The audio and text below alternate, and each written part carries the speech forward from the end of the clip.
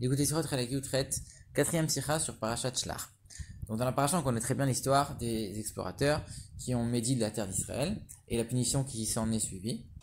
Et quand Moshe il parle à Dieu pour s'excuser, pour implorer le pardon de Dieu, il dit une phrase, il dit Ve'ata igdalna koach adine. Et maintenant que la force de Dieu soit grandie. Et c'est sur ce verset que le Zohar il dit la chose suivante, et Ravacha et Rabbi aussi. Ils ont dit le peuple juif, il a un srout, il est méritant, plus que tous les peuples de la terre, parce que Dieu les a choisis, Dieu il est appelé d'après eux, et Dieu il se glorifie de eux. Le monde n'a été créé que pour eux, c'est eux qui font en sorte que tout, y compris les peuples, existe.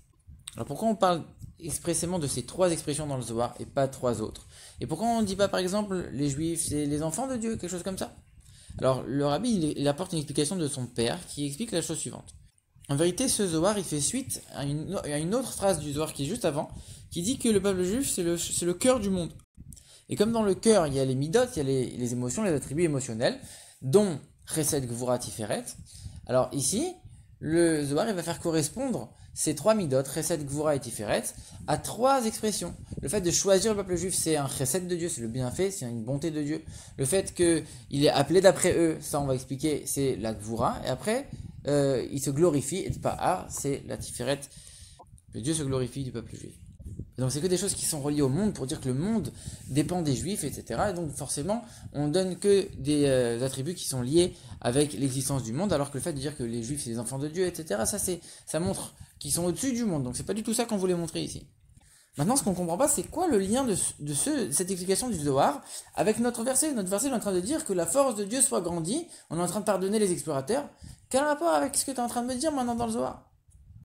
Et puis le rabbi pose une autre question, il dit mais je comprends pas, t'es vraiment en train de comparer maintenant le peuple juif avec les autres nations? T'es vraiment en train de les mettre sur le même plan? C'est pas évident pour toi de dire que le peuple juif il a été choisi et qu'il est complètement séparé des autres? Pourquoi on a besoin tellement de le répéter et de le remettre? C'est pas une évidence? Alors le rabbi va expliquer tout ça, il dit voilà, a priori ce qu'on aurait pu croire, c'est de dire que comme Dieu il s'est énervé contre les explorateurs, donc pour apaiser la colère de Dieu, il fallait réveiller un peu la miséricorde. Alors dans ce cas-là, pourquoi il a utilisé le nom de Adnout, Aleph, Dalet, Nun, Yud? Pourquoi il a utilisé ce nom-là, qui a priori montre sur une certaine fermeté de Dieu, alors qu'il aurait pu utiliser le nom de la miséricorde, le nom de Dieu Availlé? Et puis cette phrase de que la force de Dieu soit grandie, pourquoi Moshe il le dit uniquement pour la faute des explorateurs? Pourquoi pas pour la faute du veau d'or par exemple? Alors en vérité, le rabbi il explique la chose suivante. Si Moshe il a utilisé le nom de Adnout, c'est justement parce que en vérité les explorateurs ils ont manqué de Emouna, ils ont manqué de foi dans la force que Dieu il avait de pouvoir les faire entrer en Israël. En vérité, ils savaient que Dieu il pouvait faire des miracles.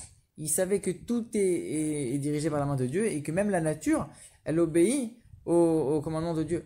Eux-mêmes, ils ont vu les miracles dans le désert. Mais ils pensaient qu'en vérité, les miracles, c'était uniquement dédié à l'époque du désert, où ça, c'était, où eux, ils pouvaient vivre de manière complètement surnaturelle.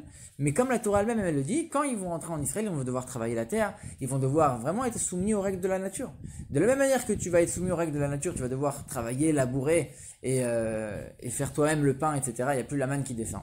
Alors de la même manière, naturellement, les peuples, ils sont plus forts que nous. Donc forcément qu'on va pas réussir. Donc ils savaient très bien que tout était géré par Dieu, mais ils se sont dit, le système dans lequel Dieu il nous a rentrés, il fait en sorte qu'on n'est pas gagnant à ce moment-là.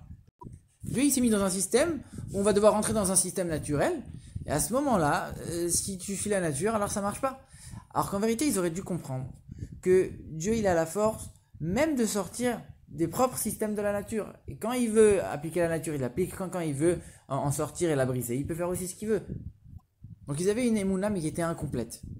Et Moshe il a utilisé le nom de Adnout pour dire qu'en vérité, ce nom-là il exprime quoi? Il exprime le fait que Dieu il dirige la nature. Dieu c'est le maître de la nature. À la fois c'est un nom qui est lié à la nature, mais à la fois ça montre que Dieu il fait ce qu'il veut de la nature. Il peut la gérer, il peut rentrer dedans et il peut aussi tout à fait en sortir et la briser. Il est complètement maître de la nature. C'est pour ça que Moshe il a vraiment insisté sur ce nom-là pour réparer quelque part la faute des explorateurs qui ont justement mis en doute cette capacité, cette caractéristique de Dieu. Alors, en vérité, le rabbi explique qu'en vérité, cette erreur que les miraglim, que les explorateurs ils ont fait, elle provenait du fait que leur considération de l'âme juive, elle n'était pas correcte. Eux, ils se sont dit, un juif, il n'a pas forcément la force de sortir des limites de la nature. Un juif, il est soumis aux règles de la nature.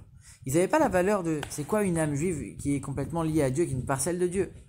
Ils n'arrivaient pas à comprendre qu'un juif, il peut aller complètement au-delà des règles de la nature. Ils se sont dit, quand un juif, il est en train d'étudier la Torah, il est en train de faire les mitzvot, il est à la choule, alors à ce moment-là, c'est sûr que la valeur de l'âme juive, elle brille, elle est importante. Ok, pourquoi pas. Mais comme maintenant, un juif, il est en train de travailler, il fait les choses comme tout le monde, comme un non-juif, il fait la même chose. Il travaille, il fait tout ce qui est relié au monde et aux besoins du corps.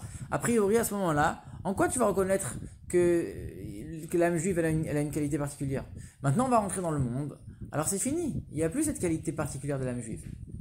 Et c'est cette erreur qui les a entraînés à penser que même Dieu, maintenant qu'on va rentrer dans le système de la nature, on ne pourra pas aller au-delà des limites naturelles. En vérité, cette erreur, elle est flagrante. Un juif, même quand il est dans les limites de la nature, même quand il fait son travail matériel, alors il est en train de raffiner le monde et son âme elle est en train de briller tout autant. Et il a les capacités, même à l'intérieur du monde, de complètement briser les limites de la nature. Et c'est pour ça que le Zohar, il dit, mais les juifs, ils sont méritants par rapport aux autres nations, parce que... Et bien sûr qu'on se pose la question. En vérité, il y en a certains qui posent vraiment la question. Quand maintenant le juif, il est en train de travailler, il est en train de s'occuper du monde au même titre que le non-juif, quelle est la qualité tellement spéciale du juif? Donc la question se pose et le Zohar vient y répondre pour dire non. Même quand il est comme tout le monde, en vérité, il a quand même quelque chose de particulier. Et c'est ça les trois réponses du Zohar. La première réponse, Dieu il a choisi le peuple juif. On sait que chaque chose dans le monde, elle n'est pas au hasard. Dieu il fait des choses pas pour rien. Chaque chose a son utilité et Dieu il a voulu chaque chose. Mais il les a voulu pas en tant que tel. Il les a voulu en tant que moyen pour un autre but. Par contre le peuple juif, ça c'est le but ultime de la création. Donc tout ce qu'il y a autour de la création, c'est uniquement là pour que le peuple juif puisse l'utiliser. Mais le véritable but, c'est le peuple juif. C'est la seule entité que Dieu a vraiment choisie. C'est pour ça que le Zohar il commence en disant Dieu il a choisi le peuple juif. Même si on aurait cru que toutes les autres entités de la création ont aussi été choisies. Non, c'est le peuple juif spécialement. Tout le reste c'est uniquement pour le servir. Après le Zohar il dit Dieu il est appelé d'après le peuple juif, il est surnommé d'après le peuple juif. C'est quoi un surnom? Un surnom c'est pas vraiment le nom. C'est une petite déformation, c'est un peu éloigné du nom. Des fois on peut même pas reconnaître c'est quoi le vrai nom avec le surnom. Mais ça garde quand même un lien avec la chose. Donc ici, le rabbi dit comme ça. Un juif qui est en train de faire la Torah et les mitzvot, il n'y a aucun souci, on est en train de voir tout de suite que son âme divine, elle reflète Dieu. Dieu, il est appelé d'après cette personne-là. Ça, on comprend très bien. Mais quand le juif, il est, encore une fois, en train de s'occuper des choses matérielles de ce monde-là, alors, on va voir ça comme un surnom. C'est quelque chose d'un peu plus éloigné. On voit pas vraiment que cette âme-là, elle est appelée d'après Dieu, que Dieu, il est appelé d'après ce juif-là qui est en train de travailler. Non, ça, on le voit beaucoup moins. C'est pas flagrant.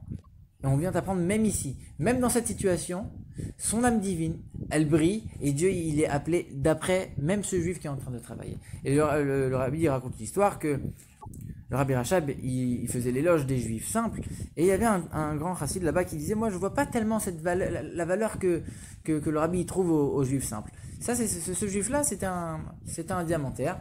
Et donc du coup, le rabbi, il lui a demandé de venir lui montrer un petit peu les diamants.